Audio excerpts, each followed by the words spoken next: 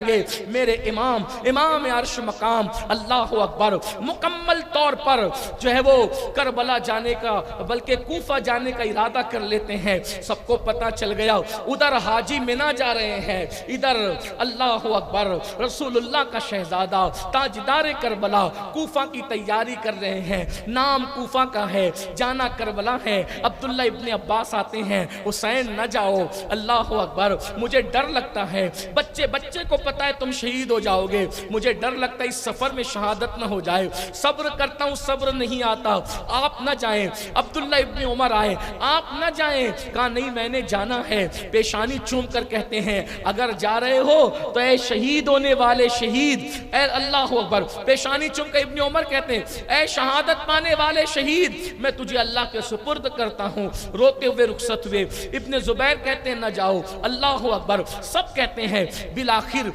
جب پتہ چلا حضرت عبداللہ ابن جعفر طیار کو کہ امام نکل چکے ہیں مکہ المکرمہ سے, تو آپ جلدی آئے. آپ کے بہنوئی بھی تھے, چچا زاد بھائی بھی تھے, آئے اور آنے کے بعد کہا حسین واپس چلو. تو امام نے ان کو کہا میں واپس نہیں جاؤں گا. لوگ اس پہ بھی شور کرتے ہیں, سب نے سمجھایا بڑے ضدی تھے. استغفر اللہ معاذ اللہ, لوگوں کو کیا پتا یہ ضدی پن نہیں ہے, یہ ذمہ داریوں کا احساس ہے جو آپ نے سب کو نہیں بتایا, اپنے بھائی عبداللہ ابن جعفر طیار کو بتایا. فرمایا نانا جان نے مجھے خواب میں ایک حکم دیا ہے, میں اس کو پورا کرنے جا رہا ہوں. کہا خواب کیا ہے؟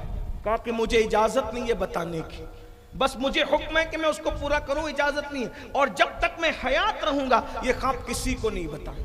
اور مجھے اپنے بزرگوں کی تحریروں سے پتہ چلتا ہے کہ وہ خواب آپ نے دو لوگوں کو بتایا, ایک امام زین العابدین کو اور ایک سیدہ زینب پاک, اور کسی کو نہیں بتایا. وہ بھی آپ نے کربلا میں بتایا, اتنے سفر میں نہیں بتایا. اللہ اکبر. امام علی مقام ذی الحجہ کی 8 تاریخ کو نکلے اور منزل بمنزل تقریباً 11 یا 14 منزلیں طے کرتے ہوئے محرم کی 2 تاریخ کو امام علی مقام 61 ہجری محرم کی 2 تاریخ کو کربلا پہنچے.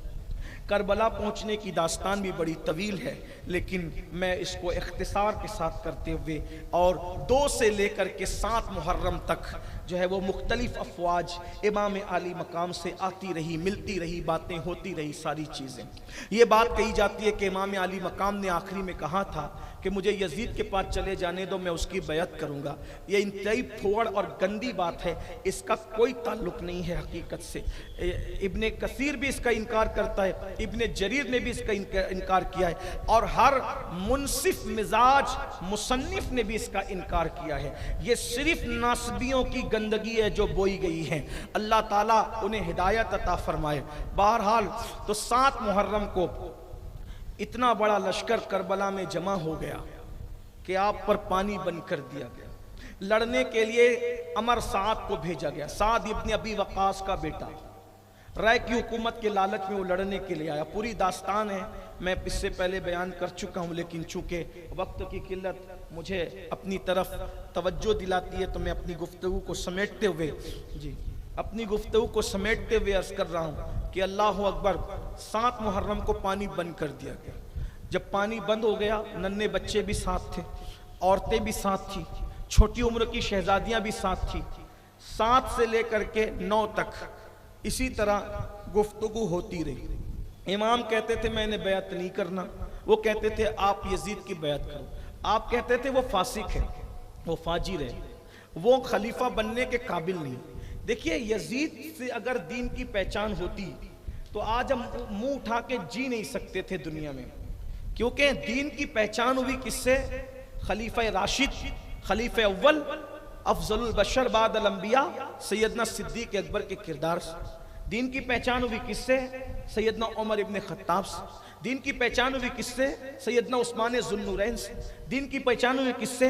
امام علی مرتضیٰ سے. دین کی پہچان ہوئی کس سے؟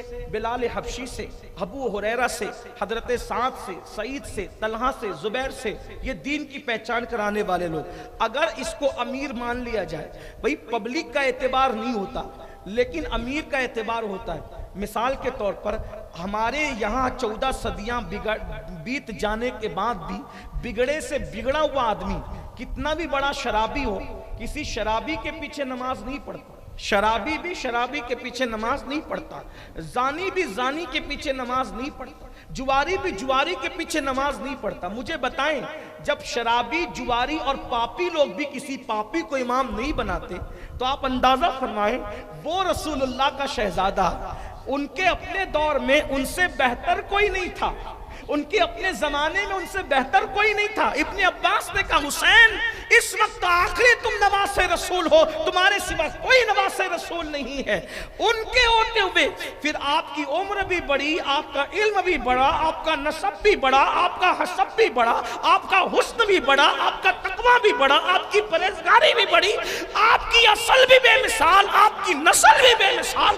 ایسی ہستی کے ہوتے ہوئے کسی طرح یزید کو خلیفہ بننے کا کوئی حق تھا؟ ہرگز حق نہیں تھا۔ لیکن کوئی حکومت کا جھگڑا نہیں تھا، اس لیے کہ ارے حکومت تخت پر بیٹھنے کا نام ہے، حکومت لوگوں کو پھر حکومت کرنے کا نام ہے۔ اللہ اکبر! کیا کوئی ایسا حاکم بھی دیکھا ہے جو مرنے کے بعد بھی حکومت کرتا ہو؟ حسین تو وہ ہے جو ماں کی گود میں دودھ پیتے تھے تب بھی لوگوں کے دلوں پہ حکومت کرتے تھے، اور آج دنیا سے بذائی تشریف لے گئے ہیں، آج بھی میرا حسین بادشاہ لوگوں کے دل پہ حکومت کرتا نظر آ رہا ہے۔ یہ نہ ختم ہونے والی حکومت اللہ رسول کی طرف سے دے دی۔ حکومت تو ان کے گھر کی کنیز ہے، ان کے گھر کی کنیز ہے حکومت، وہاں تو بھیک میں حکومتیں دی جاتی ہے۔ یہ محمود غزنوی ہو یا کوئی بادشاہ ہو، یہ جوتیاں بردار ہے اس خاندان ذی وقار کے۔ کسی نے بہت اچھی بات کہی تھی کہ ایسے درویشوں سے ملتا ہے ہمارا شجرہ جن کے قدموں میں کہیں تاج پڑے رہتے ہیں، ان کے قدموں میں تاج بھی پڑے ہوتے ہیں اور تاجدار بھی پڑے ہوتے ہیں۔ اور میرے امام تو کہتے ہیں کیوں تاجدارو خواب میں دیکھی کبھی وہ شے جو آج جھولیوں میں گدایان در کی ہے۔ ان کے غلاموں کی جھولیوں میں جو بھیک ہے وہ بادشاہوں نے کبھی خواب میں بھی نہیں دیکھی۔ اس لیے کبھی ایسی بات نہ کرنا بچوں جیسی بات، بلکہ بچے بھی ایسی بات نہیں کرتے، پاگلوں جیسی نہ کرنا، پاگل بھی ایسی نہیں کرتے، کافروں جیسی نہ کرنا، کافر بھی ایسی نہیں کرتے۔ اس لیے کہ آج اگر دنیا میں کوئی کافر اور مشرک بھی چھپ کے شراب پی رہا ہے تو یہ کربلا میں ہوئے امام حسین کے احتجاج کا صدقہ ہے۔ آپ دیکھو دنیا میں مشرکین بھی جو شراب پیتے ہیں وہ چھپ کر پیتے ہیں، اور اگر پیتے ہیں تو ندامت کے ساتھ پیتے ہیں، اس لیے کہ اچھائی اور برائی میں میرے امام نے اتنا واضح فرق کر دیا۔ بڑے بڑے لیڈروں کے اقوال پڑھوں تو ٹائم ہوتا ہے، لیکن میں یہ عرض کر رہا تھا کہ امام نے فرمایا میں بیعت نہیں کرا، اپنی اتنی بات کہی، مختلف اقوال ہیں۔ ایک بات یہ کہی، یہ اس کو حتمی نہیں کہتے، اس کو کہتے ہیں کہ دشمن کے ساتھ ایسی بات کرنا کہ سارا ذمہ اسی کے سر جائے اور ہم کلیئر ہو جائے۔ امام نے فرمایا کہ اگر میرا آنا تمہیں نامنظور ہے تو میں واپس چلا جاتا ہوں۔ یہ فرق، واپس جانے والے نہیں تھے، لیکن یہ اس کو گفتگو کا انداز کہتے ہیں، یا اس کو الزامی جواب بھی کہتے ہیں کہ انسان یہ بتائے کہ یہ کتنے ننگے، یعنی ایکسپوز کرنے کے لیے، انہیں بے کرنے کے لیے کہ یہ کسی چیز کو قبول کرنے والے نہیں ہے، اس لیے ساری چیزیں پیش فرما۔ میرا آنا منظور نہیں تو میں چلا جاتا ہوں۔ ایک روایت یہ بھی ہے کہ میں روم چلا جاتا ہوں، روم موجودہ ترکی کو کہتے ہیں، یعنی میں وہاں چلا جاتا ہوں۔ ایک روایت یہ بھی کہ میں ہندوستان چلا جاتا ہوں، وہاں جاتا ہوں۔ یہ بھی فرمایا، یہ باتیں آپ نے فرمائی۔ یا پھر ایک بات یہ بھی فرمائی کہ میں جنگلوں اور صحراؤں میں چلا جاتا ہوں تاکہ میں حالات دیکھوں کہ دو کیا کرتے ہیں۔ کچھ نہیں مانا ان لوگوں نے، ظالموں نے یہ کہا بیعت کریں یزید کی، کہا میں بیعت تو نہیں کروں گا کیونکہ میرے جیسا آدمی یزید کی بیعت نہیں کر سکتا۔ بالآخر شمر ذیل جوشن نام کا یہ بندہ تھا، اس نے ابن زیاد کو ورگلایا کہ وہ تو بیٹھے بیٹھے ابن سعد تو باتیں کرتے رہتا ہے حسین سے اور جنگ نہیں کرنا چاہتا۔ تو شمر جو تھا اس کو کہا کہ ایک کام کر تو جا، اور اب جنگ وہ نہیں کرتا تو تو کر۔ جیسے شمر کربلا میں آیا امام کی پہلی نظر پڑی تو فرمایا اللہ اور اس کا رسول سچا ہے.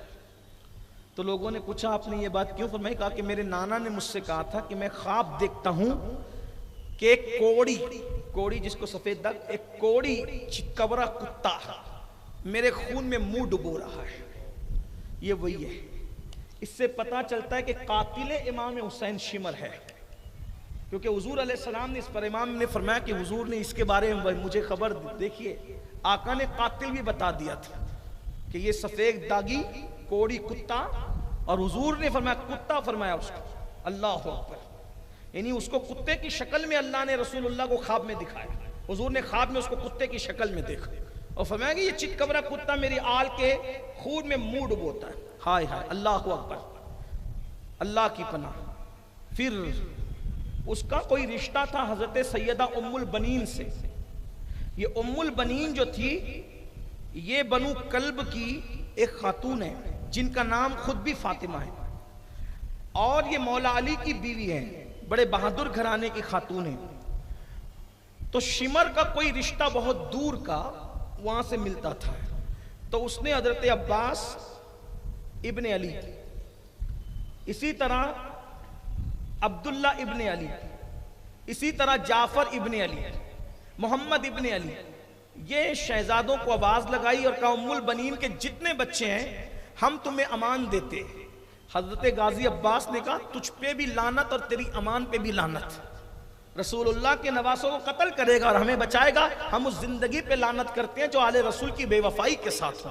ہمیں کوئی تیری امان نہیں چاہیے، اپنی امان اپنے پاس رکھ. اور اس کے بعد پھر 90 تاریخ کو جنگ چھڑ گئی. امام علی مقام اپنی تلوار پر ہاتھ میں ہاتھ رکھ کر اور تھوڑی رکھ کر یوں بیٹھے ہوئے تھے کہ آنکھ لگ گئی. اس پر بھی مجھے بڑی عجیب سی چیز محسوس ہوتی ہے کہ 22,000 کا لشکر سامنے ہے، انسان کو ٹینشن میں نیند نہیں آتی. مولا حسین کتنے پرسکون تھے کربلا میں کہ لوگ ٹینشن میں بستر پہ نہیں سو پاتے اور میرا مولا بیٹھے بیٹھے سو رہا ہے. ہائے ہائے کیا سکون ہے. اسی کو کسی کہنے والے نے کہا ہے حسن کے 100 لباس ہے، حسن کے 100 لباس ہے پھر بھی وہ مطمئن نہیں، عشق پہن کے مست ہے. یہ ایک دریدہ پیرہن جو عشق پہن لیتا ہے وہ مست ہو جاتا ہے. آپ نے تلوار پہ ہاتھ رکھا اور آنکھ بند ہو گئی. جب شور و غل کی آواز آئی تو آپ نے آنکھ کھولی تو غازی مولا عباس قدموں میں بیٹھے ہوئے اور سر کی طرف سیدہ زینب پاک کھڑی تھی. پوچھا کیا ہوا؟ کہا حضور وہ لڑنے کے لیے کہہ رہے ہیں. فرمایا لڑائی تو ہونی ہے، جب تو ہونی ہے ان سے کہہ دو آج نہ لڑیں، کل لڑیں گے، کل جنگ ہوگی. لڑائی تو ہونی، جنگ تو ہونی ہے. یہ تو میرے خون میں اپنی انگلیوں کو ڈبوئیں گے کیونکہ میرے نانا نے مجھے بتایا. ان سے کہہ دو کل عاشور ہے، 10ویں محرم ہے، اور 10ویں محرم کی یہ مبارک شب ہے. ہم کو عبادت پسند ہے، ہم اس پہ عبادت کرنا چاہتے ہیں. ایک رات کی مہلت دے دیں. بہرحال مہلت لے لی. آپ کو بھی کہتا ہوں آج کی یہ شب ہے، اس میں درود پڑھ لو، کچھ نمازیں پڑھ لو، کچھ عبادتیں کر لو، کچھ تلاوتیں کر لو. یہ بھی سنت ہے بزرگوں کی. بہرحال تو میرے امام نے مہلت لے لی، انہوں نے مہلت دے دی. اور ادھر سورج غروب ہوا، ادھر شراب و کباب کا دور چلنے لگا.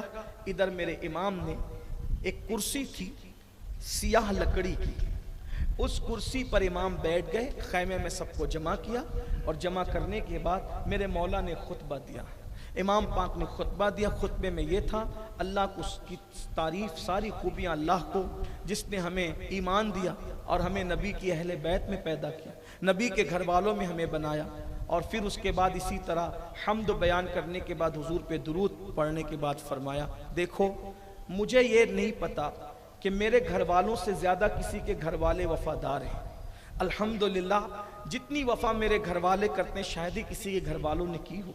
میرے یار جتنے میرے وفادار ہیں شاید ہی کسی نے کی ہو. فرمایا دیکھو وہ میری خون کے پیاسے، اگر وہ مجھے پائیں گے تو تمہارے پیچھے نہ آئیں گے. اس لیے میں تم سے کہتا ہوں کہ رات کا وقت ہے، ایک بندہ میرے گھر کے ایک فرد کا ہاتھ پکڑے، ایک اونٹ لے اور خاموشی سے چلا جائے. چلے جاؤ، سب چلے جاؤ. بیویوں سے کہا تم بھی چلے جاؤ. گھر والوں سے کہا تم بھی چلے جاؤ، بیٹوں سے کہا تم بھی چلے جاؤ، بیٹیوں سے کہا تم بھی چلے جاؤ، وہ میرے اکیلے کے خون کے پیاسے ہیں، جب وہ مجھے دیکھیں گے یہاں تو تمہارے پیچھے کوئی نہیں آئے گا۔ اور ایک طویل خطبہ دیا جس سے پورا خیمہ رو پڑا۔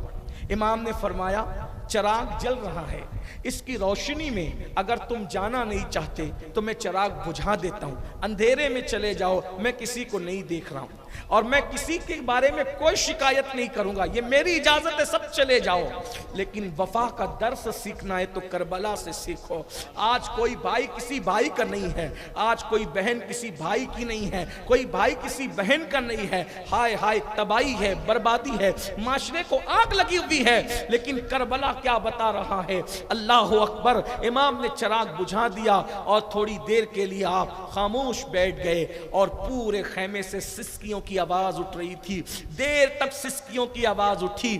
پھر امام نے اب چراغ تو خود ہی بجھایا تھا، جلانا خود تو نہیں تھا، کسی نہ کسی کو تو جلانے کے لیے کہنا تھا۔ میرے مولا کو کتنا اعتماد تھا اپنے بھائی پر۔ اللہ اکبر۔ فرمایا میرے غازی اٹھو اور جلدی سے چراغ جلا دو، یعنی کہ گویا امام بتا رہے ہیں کون رہے گا کون نہیں رہے گا گارنٹی ہو نہ ہو، لیکن کوئی جا سکتا ہے مگر میرا غازی مجھے چھوڑ کر کے نہیں جا سکتا۔ غازی نے چراغ جلایا، کوئی ایک بندہ بھی نہیں گیا، کوئی ایک بندہ بھی نہیں گیا اور سب روتے۔ کوئی کھڑے ہو کے کہتا حسین جب تک کہ خون کا ایک قطرہ بھی ہے آپ پہ نثار ہے۔ کوئی کہتا ہے مولا جب تک کہ ہمارے وجود زندہ ہیں آپ کی نالین پر بھی غبار آنے نہیں دیں گے۔ سب اپنی اپنی عقیدتوں کا اظہار کر رہے تھے۔ بیویوں سے کہا تم چلے جاؤ۔ سیدہ شہربانوں نے کہا لعنت اس زندگی پر جو آپ کو چھوڑ کر جانے میں ہے، مجھے کوئی آرام نہیں چاہیے۔ اللہ اکبر۔ جس شوہر کے ساتھ راحتیں گزاری ہے، جس سکون میں زندگی گزاری ہے، اس کو مصیبت میں چھوڑ کے جائیں گے تو فاطمہ الزہرا کو کیا منہ دکھائیں گے؟ بالآخر امام نے سب کو دعائیں دی، سب کو کہا اپنے اپنے خیمے میں جاؤ، عبادت میں مصروف ہو جاؤ۔ صبح جنگ کرنا ہے اور رات کو عبادت ہو رہی ہے، کوئی سو نہیں رہا ہے، پتہ نہیں کیا لذتیں اٹھائی سجدوں میں، تلاوت میں کیا لذتیں اٹھائی۔ اب صبح آئی، اللہ اکبر۔ جیسے صبح طلوع ہوئی تو آج کی صبح کچھ الگ تھی، کچھ انفرادی تھی۔ میرے مولا نے فرمایا فجر کی اذان میرا علی اکبر دے گا۔ ہائے ہائے ہائے، ہم شبیہ پیمبر تھے تو ہم سوتے پیمبر بھی نظر آتے تھے۔ ہم سوتے پیمبر مطلب اللہ اکبر رسول اللہ کی طرح کی تصویر تھے تو آواز میں بھی کچھ مشابہت تھی۔ اللہ اللہ۔ 18 سال کے کڑیل شہزادے میرے مرشد سرکار امام علی اکبر نے اذان پڑھی۔ اذان پڑھنے کے بعد نوجوانان جنت کے سردار امام حسین نے نماز پڑھائی۔ اللہ اکبر۔ کیا لطف آیا ہوگا جس کا مؤذن اتنا پاورفل ہو اور جس کا امام اتنا پاورفل ہو، اس فجر کی نماز کو کیا نام دیا جائے؟ اقبال نے اسی لیے تو کہا تھا الفاظ و معانی میں تفاوت نہیں لیکن الفاظ و معانی میں تفاوت نہیں لیکن ملا کی اذان اور مجاہد کی اذان اور۔ یہ کس مجاہد کی اذان ہے؟ اللہ اکبر۔ 18 سال کے کڑیل، اس کے بعد صبح ہوتی ہے اور دونوں طرف کے لشکر ترتیب پاتے ہیں۔ مختصر یہ کہ امام علی جدہ وعلیہ السلام اپنی اونٹنی پر بیٹھ کر ایک طویل خطبہ دیتے ہیں جس میں اپنی فضیلت بیان کی، وہ میں پہلے بیان کر چکا ہوں۔ اس کے بعد اللہ اکبر بالآخر جو وہ عمر سعد اور شمر یہ دونوں بدبخت کہنے لگتے ہیں حسین یہ خطبے کی جگہ نہیں ہے، اب تم اپنی بک بک بند کرو، یا تو لڑو یا تو بیعت کرو۔ اور ایسے میں عمر سعد جو ہے وہ ایک تیر چلاتا ہے اور لوگوں کو کہتا ہے گواہ رہنا لشکر حسین پر سب سے پہلے تیر میں نے چلایا ہے۔ ہائے ہائے نصیبہ تو دیکھیں باپ کا مرتبہ یہ کہ رسول اللہ پہ آنے والا تیر اپنے سینے پہ سعد ابن ابی وقاص لے رہے ہیں اور بیٹے کی حالت کیا، آل رسول پر پہلا تیر وہ چلا رہا ہے۔ اور پھر اس کے بعد جنگ شروع ہوتی ہے۔ اس دور میں جنگ کا طریقہ یہ تھا کہ ابتدا میں ایک ایک لڑا کرتے تھے۔ بدر میں ہوا، احد میں بھی ویسی، وہ ایک طریقہ تھا اس دور کا۔ اور اس کے بعد سب سے پہلے میدان جنگ کے اندر حضرت عبداللہ ابن عمیر کلبی پہنچے، اور یسار اور سالم یہ غلام تھے ابن زیاد کے، یہ دونوں میدان میں آئے، آپ نے دونوں کو اڑایا، اور اس کے بعد بڑی بہت جنگ کی عبداللہ ابن عمیر کلبی نے، وہ شہید ہو گئے۔ ان کی شہادت کے بعد حضرت مسلم ابن اوسجہ کی شہادت ہوئی، ان کی شہادت کے بعد حضرت زہیر کی شہادت ہوئی، ان کی شہادت کے بعد اسی طرح شہادتیں ہوتی رہی، اور سارے آوان و انصار کی شہادت ہوئی۔ ان شہادتوں کے درمیان امام کو بھی لڑنے کے لیے کبھی کبھار جانا پڑا، کسی کو بچانے کے لیے، کسی کو چھڑانے کے لیے، کسی کی لاش کو اٹھانے کے لیے، ایسے میں ایک کے بعد ایک کے بعد ایک سارے آوان و انصار شہید ہو گئے۔ ان کی شہادتوں کے بعد پھر جب تک، لیکن وہ کتنے پکے وفادار تھے، جب تک کہ آوان و انصار موجود رہے، آل رسول کو کسی نے میدان میں جانے نہیں دیا، خود قربان ہوتے رہے، خود ان پر نثار ہوتے رہے۔ میرے بھائیوں، آج لوگوں کی قبروں کا نشان نہیں ملتا، اگر کربلا میں امام حسین کے قدموں میں بادشاہ سے زیادہ آرام سے سو رہے ہیں تو یہ اسی قربانی کا نتیجہ ہے۔ جب لوگ دروازے میں داخل ہوتے ہیں تو میں نے دیکھا ہے لوگ حسین اور آل حسین پر بعد میں حاضری دیتے ہیں، پہلے ان شہداء کو حاضری دیتے ہیں جنہوں نے پہلے آل رسول سے پہلے اپنے آپ کو ان کے قدموں پہ قربان کیا۔ وفائیں اتنا بلند کرتی ہے میرے بھائی، اللہ اکبر۔ جب پھر اس کے بعد شہزادوں کی باری آئی، اللہ اکبر، امام حسن کے شہزادے حضرت عبداللہ ابن حسن، ابو بکر ابن حسن، اسی طرح سے اللہ اکبر محمد ابن حسن، مختلف مورخین نے نام الگ الگ لکھے ہیں۔ اس طرح سے امام علی مرتضیٰ کے شہزادے حضرت عباس کے دوسرے بھائی، ایک کا نام عمر ابن علی بھی ہے، عون ابن علی بھی ہے، محمد ابن علی بھی ہے، جعفر ابن علی بھی ہے، اسی طرح امام مسلم کے شہزادے، ان کی شہادتیں ہوئی۔ اور اس کے بعد پھر اللہ اکبر، اب اصول برکت کے لیے چند شہادتیں پڑھ دی جاتی ہے اور اس کے بعد گفتگو پوری ہوتی ہے۔ اللہ اکبر، ان شہادتوں کے درمیان جب شہادتیں ہو رہی تھی، مولا علی کے کئی بیٹے شہید ہو گئے، بلکہ سارے بیٹے شہید ہو گئے ایک کے سوا، امام حسن کے سارے بیٹے شہید ہو گئے ایک کے سوا، اور حضرت مسلم کے اور دیگر بزرگوں کے سارے بیٹے شہید ہو گئے، چند لوگ بچے۔ ایسے